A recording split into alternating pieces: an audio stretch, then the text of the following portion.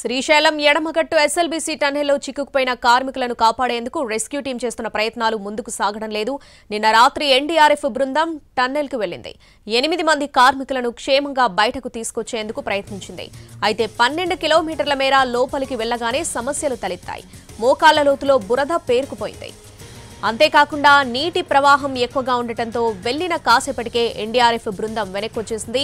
డ్రోన్లను టన్నెల్లోకి పంపించి పరిస్థితిని పరిశీలించే ప్రయత్నం చేస్తున్నారు. డీవాటరింగ్ చేసినా నీటి ప్రవాహం తగ్గకపోవడంతో ఎలా ముందుకు వెళ్లాలా అనే విషయంపై ఎన్డీఆర్ఎఫ్ టీం ప్లాన్ చేస్తుంది. మరోవైపు టన్నెల్లో 12 కిలోమీటర్ల వరకే ఆక్సిజన్ విద్యుత్ పైప్ లైన్లున్నాయి. దీంతో లోపల చిక్కుకుపోయిన 8 మంది కార్మికుల పరిస్థితి ఎలా ఉందా అనే టెన్షన్ కనిపిస్తోంది.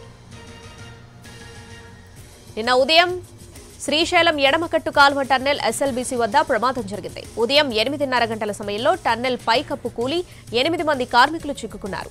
కార్మికులను రక్షించేందుకు ప్రమాద స్థలంలో ప్రభుత్వం సహాయక చర్యలు చేపట్టింది. ఎస్ఎల్బీసీ టన్నెల్ ఘటనలో 2 ఇంజనీర్లు, 6 కూలీలు బురదలో చిక్కుకుపోయారు. వారిని రక్షించేందుకు అధికారులు చర్యలు చేపడుతున్నారు.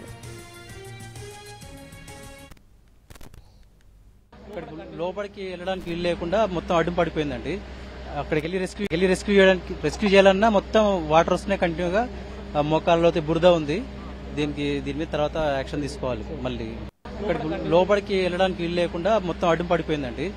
అక్కడికి వెళ్ళి రెస్క్యూ చేయాలన్నా మొత్తం వాటర్ వస్తున్నాయి కంటిన్యూగా. మోకాళ్ళలో బురద ఉంది. దీని మీద తర్వాత యాక్షన్ తీసుకోవాలి. శ్రీశైలం ఎడమగట్టు ఎస్ఎల్బీసీ టన్నెల్లో చిక్కుకుపోయిన కార్మికులను కాపాడేందుకు రెస్క్యూ టీం చేస్తున్న ప్రయత్నాలు ముందుకు సాగడం లేదు. దీనికి సంబంధించి పూర్తి అప్డేట్స్ మా ప్రతినిధి పాషా అందిస్తారు. పాషా,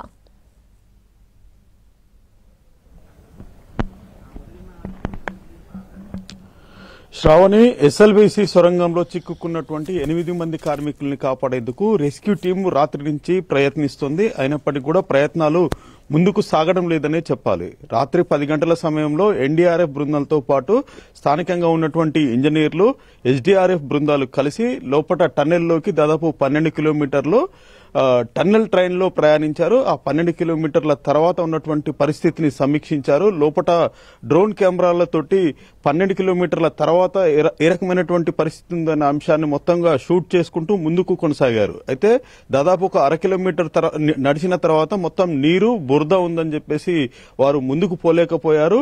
అయితే 12 కిలోమీటర్ల తర్వాత ఆక్సిజన్ కూడా సరిగా అందడం లేదు. తర్వాత విద్యుత్ సరఫరా కూడా అక్కడ లేనట్లుగా వాళ్ళు గుర్తించారు. సో దాంతో వారంతా కూడా మళ్లీ వెనక్కి వచ్చారు.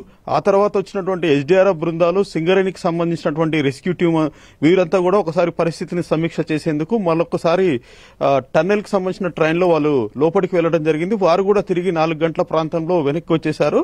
పరిస్థితి 12 కిలోమీటర్ల తర్వాత ఇబ్బందికరంగా ఉంది. ముందుకు సాగలేని పరిస్థితే ఉంది. నీరుంది, దాంతోపాటు మట్టి ఉంది. నీరు బురద మిక్స్ అయినటువంటి బురదంతా కూడా పేరుకపోయినటువంటి సిచ్యువేషన్ ఉంది. కాబట్టి ముందుకు పోలేము. ముందుకు పోతే ఒకవేళ మళ్లీ మట్టి తీసే క్రమంలో ఏమన్నా మట్టి కూలుతుందా, లేదా ఆ నీరు ఎంత మేర నిలిచిపోయి ఉంది, ఆ నీటిలో బురదలో ఏమన్నా కూరుకుపోయే పరిస్థితి ఉందా వంటి అంశాలను వీరు సమీక్షిస్తున్నారు. అయితే ముందుకు సాగడం లేదనే ప్రధానంగా మనం చెప్పాలి. అయితే వీరు ఎన్డీఆర్ఎఫ్ బృందాలు కానివ్వండి, ఎస్డీఆర్ఎఫ్ కానివ్వండి, సింగరేణి కానివ్వండి, తర్వాత ఇతర సాంకేతిక నిపుణులు, ఇంజనీర్లు వీరంతా కూడా ఈరోజు మరొకమారు సమావేశమై దీనిపై ఏం చేయాలి, ఏ రకంగా ముందుకు వెళ్లాలి అనే దానిపై వీరు చర్చించి ఆ తర్వాత నిర్ణయం తీసుకొని ఉన్నారు. అయితే 8 గంటల తర్వాత మంత్రి ఉత్తమ్ కుమార్ రెడ్డి కూడా ఇక్కడికి రానున్నారు. వారితో కూడా సమీక్ష చేసిన తర్వాత ఏ రకంగా ముందుకు వెళ్లాలి, లోపల ఉన్నటువంటి 8 మందిని బయటికి తీసుకొచ్చేటువంటి ప్రయత్నం ఏ రకంగా చేయాలన్న దానిపై వారు సమీక్ష చేసి ముందుకు పోయే అవకాశం మనకు కనిపిస్తా ఉంది. అయితే ప్రస్తుతం మాత్రం 8 మందికి సంబంధించి వీరంతా చిక్కుకొని దాదాపు 22 గంటలు అవుతున్న కూడా వారు బయటికి రాలేని పరిస్థితి ఉంది. వారికి కుటుంబ సభ్యులు ఆవేదన వ్యక్తం చేస్తున్నారు. వారి రాకపై ఆశలు సన్నగిలుతున్నటువంటి పరిస్థితి మనకి ప్రధానంగా కనిపిస్తా ఉంది.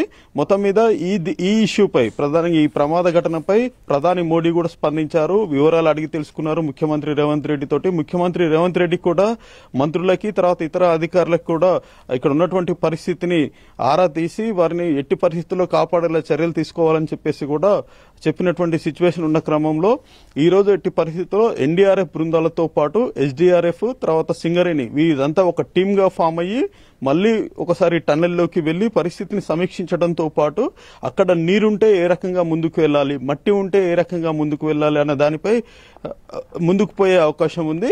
దాంతోపాటు ఈ ప్రధానంగా ఎన్డీఆర్ఎఫ్ బృందాలు ఎస్కావేటర్స్ నిర్ణయంపై కూడా ఆధారపడి ఉన్నారు. అంటే ఎస్కావేటర్స్ అంటే వీరు మట్టి తీతలో నిపుణులు. సో ఆ నిపుణుల సూచన మేరకు కూడా వీళ్ళు ముందుకు పోయే అవకాశం మనకు కనిపిస్తా ఉంది. శ్రావణి. రైట్ భాషా, థ్యాంక్స్ ఫర్ ద అప్డేట్స్.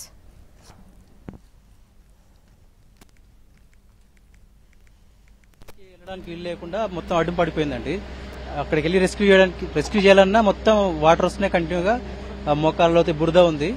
దీని మీద తర్వాత యాక్షన్ తీసుకోవాలి. మళ్ళీ అక్కడికి లోపలికి వెళ్ళడానికి వీలు లేకుండా మొత్తం అడ్డం పడిపోయిందండి.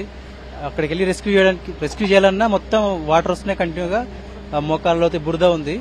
దీని మీద తర్వాత యాక్షన్ తీసుకోవాలి. మళ్ళీ అక్కడికి లోపలికి వెళ్ళడానికి